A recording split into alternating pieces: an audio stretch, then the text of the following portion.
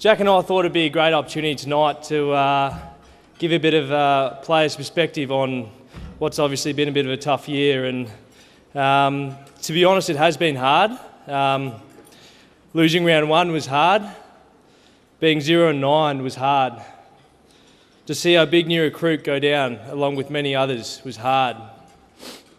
To be sitting just above the two newest teams in the competition after going into the season with so much hope, excitement and expectation is hard.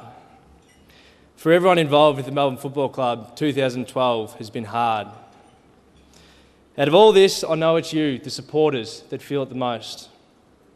We understand how hard it can be for you at times, turning up week in, week out just to be disappointed.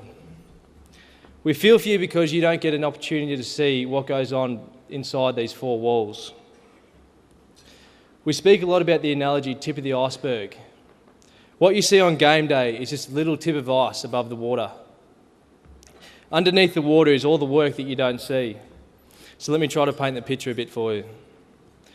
The Melbourne Football Club of 2012 is a new football club.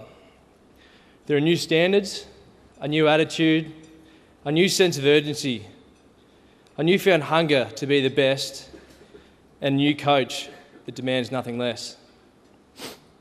Every player, whether in their first year or 10th year, is being challenged, physically and mentally, and believe me, it's hard. This year we have seen players reach new heights physically in their training, players held accountable on standards and challenged like they never have been before. A ruthless approach to training that demands match-like intensity week in, week out. An elite mindset to every aspect of football. Everyone is being challenged. And the best thing about it, there's no easy way out. Just a head down, bum up attitude and the want to improve. We realise that we still have a long way to go to get to where we want to get to, but the belief is now there. We aren't going to be sitting where we are for much longer. Our time to make it happen is now, and we understand clearly the hard work ahead of us. In 2008, the people in this room stood up for this club and saved it. And you have continued to secure our future at the Foundation Heroes events each year, as I'm sure you'll do again tonight. Now it's time for us, the players, to stand up and take this club forward. I've learned more about myself and developed more this year than any other year in my footy. And I know I'm not alone. We are not hiding from the fact that we're sitting 16th on just 4 wins after a disappointing season. But the Melbourne Football Club of 2012 is a new football club about to start a successful journey together. We are determined and we are focused. And to be honest, there's nowhere I'd rather be. Thank you.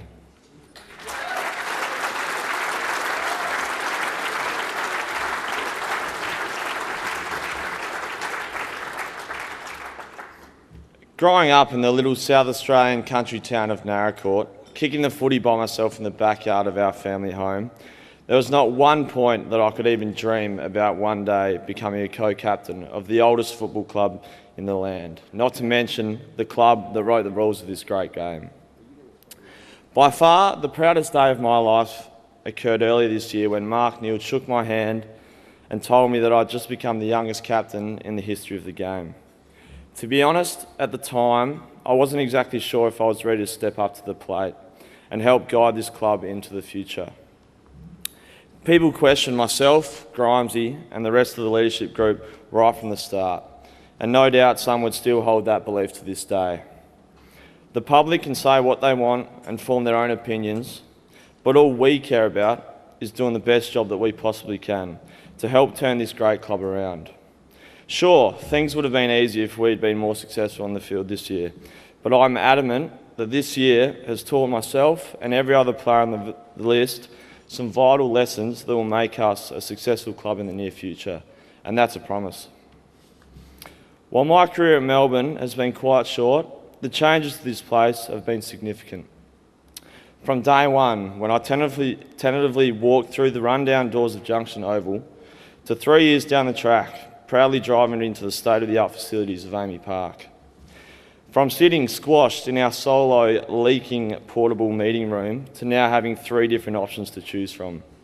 Look at Mitch Clark and the positive impact that he's had on this club this year. Imagine if we could replicate that with a few more players next season. And the increased resources within the football department. We now have ample amounts of contact hours with all ranges of different coaches and professional staff to help develop our individual games. None of this would have been possible if it wasn't for your generous donations over the past years. We as a playing group and club could not be more thankful for every single person in this room, showing your commitment to our future and giving us the best opportunity to compete with the top clubs.